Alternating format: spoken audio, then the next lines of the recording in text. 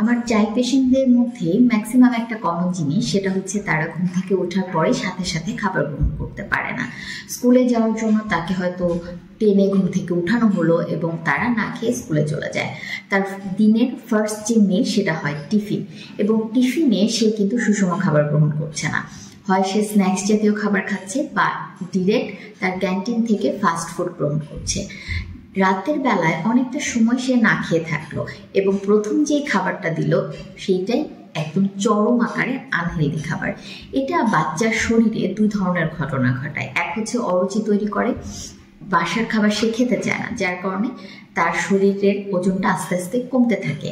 2 নম্বর হচ্ছে যেহেতু সে fast food খায় এবং তার অ্যাক্টিভিটিসও সেরকমভাবে নাই, তার কারণে বাচ্চার বয়স অনুযায়ী ওজনটা বাড়তে থাকে।